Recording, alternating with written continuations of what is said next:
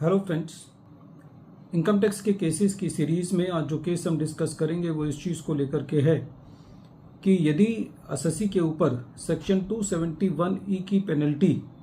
Impose की जाती है और जब ये पेनल्टी ऑर्डर पास किया जाता है joint commissioner of income tax के द्वारा, तो ऐसे केस में जो लिमिटेशन पीरियड है वो किस डेट से कैलकुलेट करना है। प्रेजेंट केस में एसएससी का ये कहना था कि जो लिमिटेशन पीरियड है वो उस डेट से कैलकुलेट किया जाना चाहिए जिस डेट पर असेसिंग ऑफिसर ने पेनल्टी इनिशिएट की, जबकि इनकम टैक्स डिपार्टमेंट का ये कहना था कि पेनल्टी का जो लिमिटेशन पीरियड है जो कि सेक्शन 275 सबसेक्शन 1 क्लॉज सी में है वो उस डेट से देखा जाना चाहिए जिस डेट पर joint commissioner of income tax ने एसएससी को पहली बार पेनल्टी का नोटिस इशू किया। कौन सा पीरियड लिमिटेशन के लिए कंसीडर किया जाना चाहिए, यही issue honourable Delhi high court ने अपने case principal commissioner of income tax versus Thapar homes private limited के केस में डिसाइड किया और ये केस 486 ITR पेज नंबर 149 पर रिपोर्ट हुआ।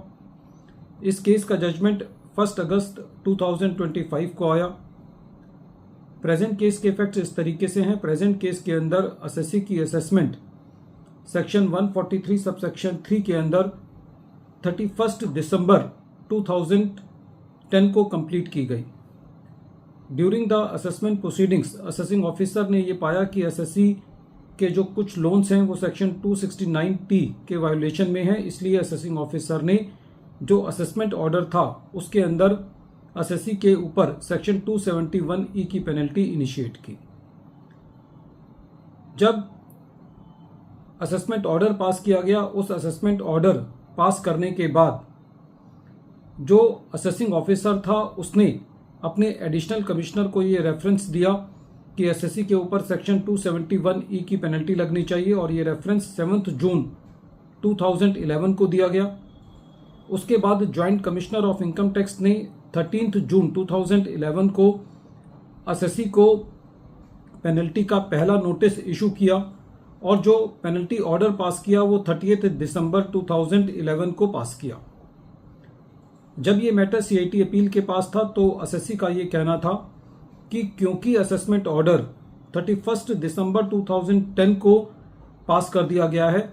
और एसएससी का जो पेनल्टी ऑर्डर पास करने का जो लिमिटेशन पीरियड है वो सेक्शन 275 सबसेक्शन 1 क्लॉज सी में है, जो कि ये कहता है कि जब असेसमेंट ऑर्डर पास किया गया उस साल के एंड के फाइनेंशियल ईयर तक पेनल्टी लग जानी चाहिए। क्योंकि प्रेजेंट केस में 31 दिसंबर 2010 को असेसमेंट ऑर्डर पास किया गया तो जो पेनल्टी का जो लिमिटेशन पीरियड था वो 31 मार्च 2010 था और जो सेकेंड लिम है सेक्शन 275 सबसेक्शन 1 क्लॉज सी का वो ये कहता है कि जब पेनल्टी इनिशिएट की जाती है तो उस मंथ के एंड से 6 महीने के अंदर पेनल्टी लगनी चाहिए। क्योंकि असेसिंग ऑफिसर ने असेसमेंट ऑर्डर के अंदर ही पेनल्टी इनिशिएट कर दी थी जो कि 31 दिसंबर 2010 को असेसमेंट ऑर्डर पास किया गया, तो उसके हिसाब से एसएससी के ऊपर मैक्सिमम जो पेनल्टी लगाई जानी चाहिए थी एसएससी के मुताबिक वो 30 जून 2011 तक लगाई जानी चाहिए थी।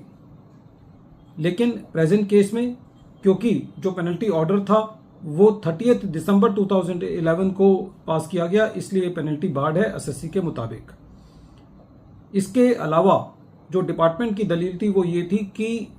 जो सेक्शन 271E में पेनल्टी लगाने की जो पावर है वो एडिशनल कमिश्नर के पास है। क्योंकि पहला नोटिस एडिशनल कमिश्नर ने 13 जून 2011 को इशू किया, तो डिपार्टमेंट के मुताबिक जो लिमिटेशन पीरियड है वो 13 जून 2011 से देखा जाना चाहिए और 6 महीने यदि वहां से कैलकुलेट हों उस मंथ के एंड से तो 31 दिसंबर 2011 लिमिटेशन पीरियड बनता है और इसलिए पेनल्टी ऑर्डर जो है वो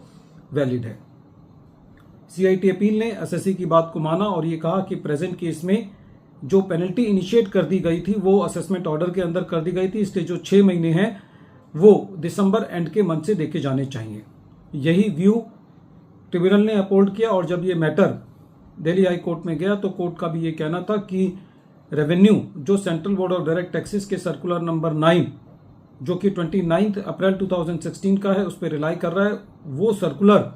एक केरला हाईकोर्ट के जजमेंट को आधार लेते हुए इशू किया गया था। उस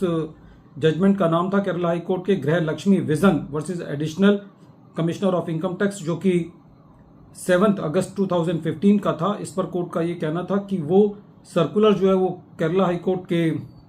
जजमेंट के आधार पर है, लेकिन क्योंकि प्रेजेंट केस में जो एसएससी की जुरिस्डिक्शन है वो दिल्ली हाई कोर्ट है और दिल्ली हाई कोर्ट ने अपने ही एक case principal commissioner of income tax versus Thapar home limited,